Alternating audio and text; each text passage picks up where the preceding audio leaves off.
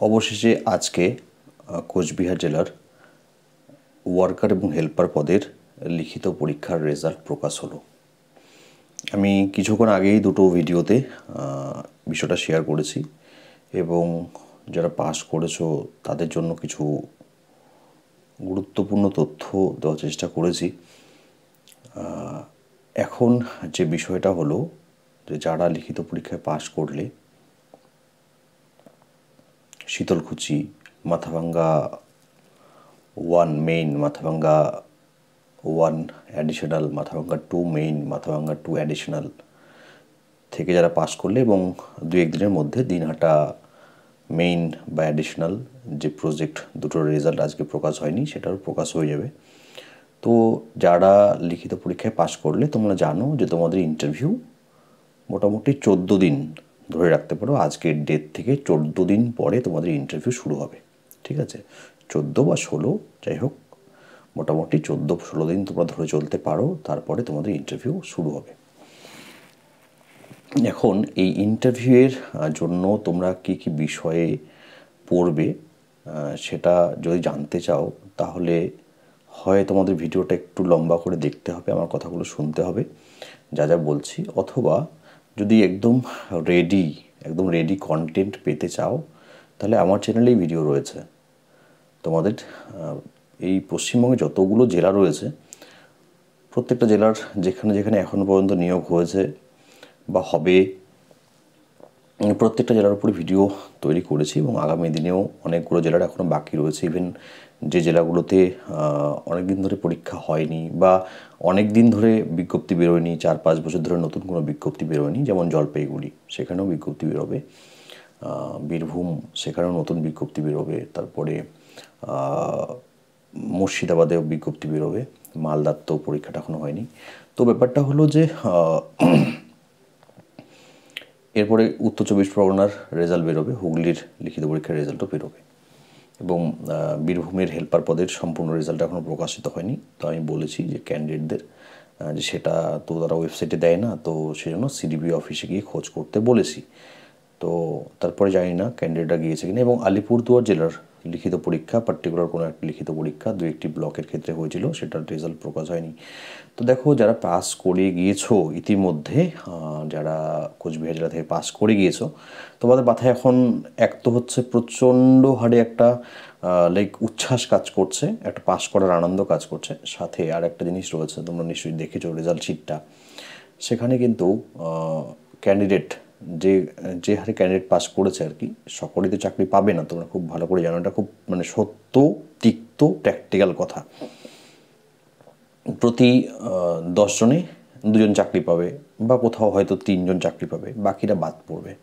200 জনের মধ্যে 40 জন 42 জন চাকরি পাবে, বাকিরা বাদ পড়বে। মানে 200 জনের মধ্যে 45 জন যদি চাকরি পায় তাহলে 155 জন বাদ পড়বে। 5 জনের মধ্যে 1 জন চাকরি পাবে, 4 জন বাদ পড়বে। তো সেজন্য যাদের হচ্ছে এই চাকরিটা দরকার, যারা ভাবছো যে দরকার রয়েছে, চাকরিটা পেতে চাই, তো তাদের কিন্তু ভালো করে পড়াশোনা করতে হবে। তোমরা যেখান থেকেই পড়াশোনা করো না কেন, ভালো করে পড়াশোনা করতে হবে। এবার মনে করো কী কী বিষয়ে পড়বে সেটা আমি বলছি, আর সেগুলো কোথা থেকে পাবে সেই ভিডিওগুলো সেগুলোও বলছি, বা নোটস সেটাও আমি বলে দেবো। বা যারা প্রথমবার ইন্টারভিউ দেবে তাদের ক্ষেত্রে মনে যে একটা ভয় থাকে সেটাও বলে দেবো। তো ব্যাপারটা হলো যে কোচবিহার জেলা হচ্ছে রাজার জেলা। কোচবিহার জেলা রাজার জেলা, এখানের ইতিহাস রাজকীয় ইতিহাস। কোচবিহার জেলার যে ইতিহাস রয়েছে পশ্চিমবঙ্গের আর খুব কম জেলারই সেরকম ইতিহাস রয়েছে।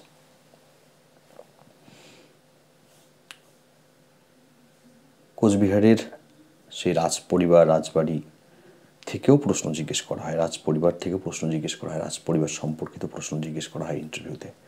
কোচবিহার জেলার যে সীমানা বলো সেটা জিজ্ঞেস করা হয়, নদ নদী জিজ্ঞেস করা হয়, কোচবিহার জেলার প্রশাসনিক লেভেলটা সম্পর্কে প্রশ্ন জিজ্ঞেস করা হয়, মন্ত্রীদের নাম, MLA, BDO, member of parliament, BMOH, CDPO, SDO, DM, এনাদের নাম জিজ্ঞেস করা হয় ইন্টারভিউতে।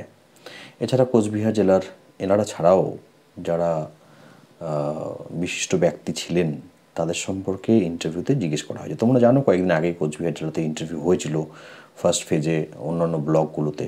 তো সেখানে আমি কোচিং করিয়েছিলাম, প্রচুর স্টুডেন্ট আমার ছিল, প্রায় 167 জনের মতো মোস্ট প্রবলি ক্যান্ডিডেট ছিল।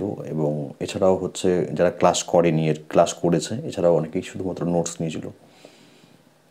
তো সব মিলিয়ে প্রচুর স্টুডেন্ট ছিল, অনেকেই চাকরি পেয়েছে, আবার অনেকে পায়নি। না পাওয়ার পিছনে তোমরা জানো কারণটাও রয়েছে। কারণটা হলো কি, ওই যে বললাম যে প্রতি 5 জনের মধ্যে 4 জন বাদ যাবে, 1 জন চাকরি পাবে। তো পাওয়া না পাওয়া দুটোই হয়েছে। তোমরা যদি কোচবিহার জেলার ভিডিওগুলো দেখো, রেজাল্টের ভিডিওগুলো বা অন্যান্য ভিডিওগুলো দেখো, তাহলে দেখবে সেখানে ক্যান্ডিডেটরা কমেন্ট করেছে যে কারা কারা আমার শুধুমাত্র ভিডিও ফলো করে চাকরি পেয়েছে। তো দেখো, কোচবিহার জেলা সম্পর্কে এই সমস্ত তথ্যগুলো জানতে হবে, জেলার সামগ্রিক তথ্য জানতে হবে, প্রশাসনিক তথ্য জানতে হবে, জেলার ইতিহাস জানতে হবে, রাজ পরিবারের ইতিহাস জানতে হবে, সিডিপিও, বিডিও, এমএলএ, এমপিদের নাম জানতে হবে। তো সেগুলো সম্বন্ধে সমস্ত নোটস একদম রেডি করা রয়েছে। যেহেতু আমি অলরেডি একবার ইন্টারভিউয়ের প্রস্তুতি করিয়েছিলাম, তো নোটস রেডি রয়েছে, একদম রেডি রয়েছে, চাইলেই তোমরা পেয়ে যেতে পারো। এছাড়া কি পড়বে? দেখো, এছাড়া তোমাদের পড়তে হবে আইসিডিএস সম্পর্কে একদম 100% তথ্য তোমাদের একদম ঠোঁটস্থ করে রাখতে হবে, জিজ্ঞেস করলেই যেন সঠিক উত্তরটা দিয়ে আসতে পারো, সেভাবে তোমাদের পড়তে হবে। আইসিডিএস সম্পর্কে প্রচুর পড়তে হবে, ঠিক আছে? শুধু আইসিডিএস না, এছাড়া ভিটামিন বলো, রোগ ব্যাধি বলো, পুষ্টি বলো, তাছাড়া হচ্ছে সরকারের প্রকল্পগুলো বলো, মন্ত্রিসভা সম্পর্কে বলো, আমাদের রাজ্য সম্পর্কে বলো, প্রতিবেশী দেশ সম্পর্কে বলো, এরকম কিছু বিষয় রয়েছে যেগুলো পড়তে হবে। এছাড়াও আরও একটা বিষয় রয়েছে, তোমাদের সাবজেক্ট আছে না, সাবজেক্ট থেকেও প্রশ্ন করা হবে। তো দেখো, প্রত্যেকের তো আলাদা আলাদা সাবজেক্ট, বেশিরভাগ ক্যান্ডিডেটের আলাদা আলাদা সাবজেক্ট। তো সাবজেক্ট সম্পর্কে আমি কোনো নোটস দেবো না, হয়তো 2-1 লাইন বললেও বলতে পারবো ক্লাসে, সেটা বলে দেবো, ঠিক আছে? তো এগুলো হচ্ছে গতানুগতিক বিষয়। এছাড়া নিজের সম্পর্কে জানা, নিজের জায়গা সম্পর্কে জানার তথ্য রাখা। ইভেন তোমরা মানে হয়তো আমার যদি ভিডিওগুলো দেখে থাকো, কোচবিহার জেলা যখন ইন্টারভিউ হচ্ছিল সেখানে প্রশ্নগুলো শেয়ার করেছিলাম, সেখানে এরকম প্রশ্ন জিজ্ঞেস করা হয়েছিল যে তুমি আজকে ইন্টারভিউ দিতে এসেছো, তো কোন কোন নদী তোমার রাস্তায় পড়েছিল, কোন কোন নদী তোমার রাস্তায় পড়েছিল, অর্থাৎ কোন কোন নদী পার করে তুমি এই জায়গায় এসে পৌঁছেছো। যখন মেখলিগঞ্জে ইন্টারভিউ হচ্ছিল, মেখলিগঞ্জ এসডি অফিসে আমি গিয়েছিলাম, যদিও সেই দিন সেই প্রশ্নটাই করা হয়নি, কিন্তু তার আগের দিন সেই প্রশ্নটা করা হয়েছিল। এবার যখন মাথাভাঙ্গাতে ইন্টারভিউ হবে, হয়তো আমিও কোনো একদিন যাবো সেখানে ইন্টারভিউ দেখতে, ক্যান্ডিডেটদের দেখতে, আমার যারা ক্যান্ডিডেট থাকবে তাদের ইন্টারভিউ কেমন হচ্ছে না হচ্ছে, হয়তো আমিও সেটা যাওয়ার চেষ্টা করব। আচ্ছা, তো এই বিষয়গুলো সম্বন্ধে জানতে হবে ভালো করে তথ্য, ঠিক আছে? এখন রেডি নোটস রয়েছে, বাজারে 2-1টি বই তোমরা পেলেও পেতে পারো, কিন্তু যারা পড়েছো বই তারা জানো যে সেই সমস্ত অঙ্গনওয়াড়ি ওয়ার্কার, হেল্পারের বই পড়ে কমসে কম মানে ভালো কিছু তোমরা নিশ্চয়ই পাওনি। তোমাদের যে নিজস্ব জ্ঞান ছিল, সেই জ্ঞান দিয়ে তোমরা লিখিত পরীক্ষায় পাস করেছো, আগের থেকে জ্ঞান ছিল বলেই তোমরা পাস করেছো। কারণ মার্কেটে যে সমস্ত বইগুলো রয়েছে, আমার কাছে প্রচুর বই রয়েছে, তো সেই বইগুলোতে কিন্তু সেরকম করে তথ্যগুলো গুছিয়ে দেওয়া নেই। আমি তথ্যগুলো গুছিয়েছি তোমাদের জন্য, কারণ আমি দীর্ঘদিন ধরে হচ্ছে ক্লাস করাচ্ছি আইসিডিএসের উপরে, ইন্টারভিউর উপরে। তোমরা আমার চ্যানেলে প্রায় 400 থেকে 500 ভিডিও, মানে 400-500 না, 600 ভিডিও পেয়ে যাবে। এবং কেউ যদি সেই 600 ভিডিওর মধ্যে মানে বেশিরভাগটা দেখতে পারে, মানে দেখে নিতে পারে আর কি, তা এবং সেগুলো যদি খাতায় নোট ডাউন করে, সেগুলো যদি শুনে মন দিয়ে, তাহলে তাকে আর অন্য কোনো বিষয় নিয়ে চিন্তা করতে হবে না, শুধুমাত্র নিজের সাবজেক্টটা সম্বন্ধে একটু জানতে হবে। এখন তোমরা হচ্ছে আর কিভাবে প্রস্তুতি নিতে পারো, এক হচ্ছে আমার কাছ থেকে পিডিএফ নোটসগুলো নিতে পারো। পিডিএফ নোটস কিন্তু আমি মাথাভাঙ্গা, শীতলকুচিতে পাঠাতে পারবো না, সম্ভব নয়। যারা নিয়েছে এখন পর্যন্ত প্রত্যেকে মোবাইলেই নোটসগুলো পেয়ে গেছে। তো যদি মনে করো সেই নোটস তোমরা নিতে পারো, কোনো হার্ড কপি কিন্তু পাবে না, যা পাবে মোবাইলে পাবে। এবং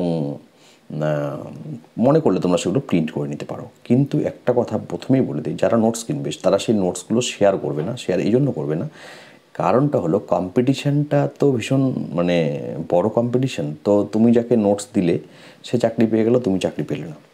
তো সেক্ষেত্রে তার থেকে বড় কষ্টের কিছু হবে না, ঠিক আছে? তুমি হয়তো নোটসটা কিনলে আর কাউকে বিনা পয়সায় বা ইয়েতে তুমি দিয়ে দিলে, আর সে চাকরি পেলে তুমি পেলে না। তো তার থেকে কষ্টের আর কোনো কিছু হয় না। তো যাই হোক, সেটা একটা আলাদা বিষয়, যদিও আমার এখানে মেনশন করা উচিত ছিল না, আমি তবুও বলে দিলাম যে এখানে কিন্তু তোমরা যেভাবেই নিজে প্রস্তুত হও না কেন, এখানে একটু সেলফিশ হলেও হতে পারো, কোনো ব্যাপার না। কারণ তোমার পাশের জনকে, তুমি একই গ্রাম পঞ্চায়েতে রয়েছো, তো দুজনের মধ্যে প্রচুর কম্পিটিশন রয়েছে, হয় তুমি পাবে না হলে ও পাবে। এবার তোমার নোটস তুমি তাকে দিয়ে দিয়েছো, তাহলে হয়তো সেও এগিয়ে গেল, তো সে পাবে, তুমি পাবে না। তো সেটা নিঃসন্দেহে, চাকরি পাওয়াটা তো বড় কথা। তো তোমরা মনে করলে শুধুমাত্র পিডিএফ নোটসগুলো নিতে পারো আমার কাছ থেকে 299 টাকাতে। আমি ক্লাস শুরু করব, গুগল মিটে অনলাইনে ক্লাস হবে, বাড়িতে বসেই ক্লাস করতে পারবে। ক্লাস করার জন্য কোথাও ঘন্টার পর ঘন্টা পার করে তোমাকে শিলিগুড়ি, জলপাইগুড়ি, ময়নাগুড়ি যাওয়ার দরকার নেই, আমার কাছে আসার দরকার নেই, তুমি বাড়িতে বসেই ক্লাস করতে পারবে।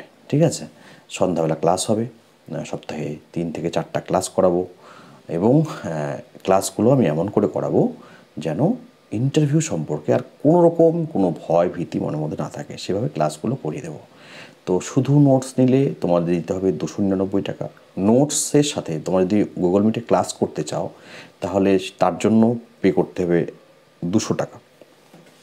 অর্থাৎ শুধু নোটস 299, ক্লাস এবং নোটস হচ্ছে 499, এবং ক্লাস এবং নোটস ছাড়াও যদি কেউ মনে করো যে স্যার আমি কোনোদিনও ইন্টারভিউ দিইনি, ইন্টারভিউ সম্পর্কে প্রচুর ভয় ভীতি রয়েছে, কীভাবে ইন্টারভিউটা পাস করতে পারবো, কি স্যারেরা থাকবেন, এসডিও স্যার থাকবেন, বিডিও সাহেব থাকবেন, সিডিপিও সাহেব থাকবেন, এমএলএ থাকতে পারেন, তারপরে বিএমওই সাহেব থাকবেন। তো এই যে এতগুলো মানে উচ্চপদস্থ যারা সরকারি কর্মচারীদের কথা বলছি, তাদের সামনে বসে ইন্টারভিউ দেওয়া, এটা তো কোনো সোজা কথা নয়। তো এই জন্য মক ইন্টারভিউটা ভীষণ দরকারি। মক ইন্টারভিউ দিলে কি হয়, মক ইন্টারভিউ দিলে এই যে তোমরা যেমন আমার ভিডিওটা দেখছো, ঠিক এভাবে তুমি অনলাইনে থাকবে, আমি অনলাইনে থাকবো, তো সেখান থেকে হচ্ছে তোমাকে প্রশ্ন জিজ্ঞেস করবো, তুমি উত্তর দেবে গুগল মিটে বা হোয়াটসঅ্যাপ কলিংয়ে বা গুগল মিটে। তো সেটার মধ্যে কি হয়, তোমার মধ্যে থাকা সমস্ত ভয়গুলো দূর হয়ে যাবে, ইন্টারভিউ নেওয়ার কোনো ভয় মনের মধ্যে থাকবে না। তো মক ইন্টারভিউ তোমরা দিতে পারবে, সেটার জন্য এক্সট্রা করে 200 টাকা পে করতে হবে। অর্থাৎ যদি কেউ শুধুমাত্র নোটস নিতে চাও তাহলে 299 টাকায় হবে, যদি ক্লাস এবং নোটস তাহলে 499, আর যদি ক্লাস, নোটস এবং মক ইন্টারভিউ তাহলে 699 টাকা পে করতে হবে। ঠিক আছে, এবার কয়েকটা প্রশ্ন তো শেয়ার করছি। দেখো, আমি তোমার জন্য নোটসগুলো রেডি করছিলাম কোচবিহার জেলার জন্য, জাস্ট একটু শেয়ার করে দিই। একটা খুব গুরুত্বপূর্ণ প্রশ্ন রয়েছে, একটু শেয়ার করে দিই, আশা করি কাজে লাগবে। ঠিক আছে, একটা ভীষণ কমন কোশ্চেন যেটা আইসিডিএসের ইন্টারভিউয়ের জন্য প্রস্তুতি নিতে গেলে তোমাদের পড়তেই হবে, সেটা হলো খাদ্যের কটি উপাদান ও কী কী। ঠিক আছে, এছাড়াও আরও অন্য প্রশ্নগুলো শেয়ার করছি, একটু শুনে নেবে। ঠিক আছে, আমি চটচট করে পড়ে শোনাচ্ছি, একটু শুনে নেবে।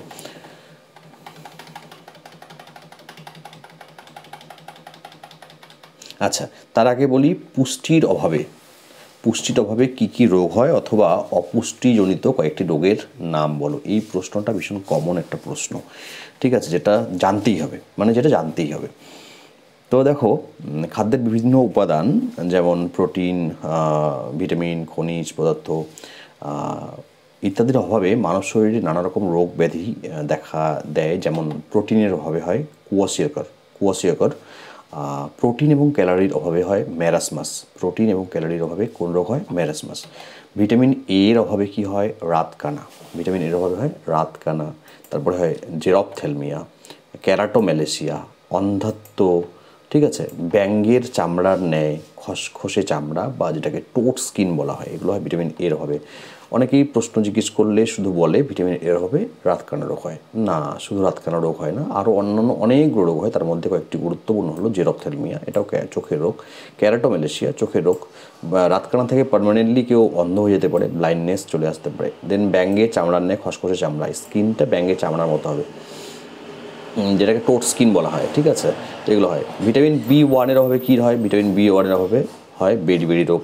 ভিটামিন B2 এর অভাবে হয় চিলোসিস গ্লসাইটিস, এগুলো ভিটামিন B2 এর অভাবে হয়। ভিটামিন B6 এর অভাবে হয় anaemia. And then vitamin B12 এর অভাবে হয় পার্নিসিয়াস অ্যানিমিয়া।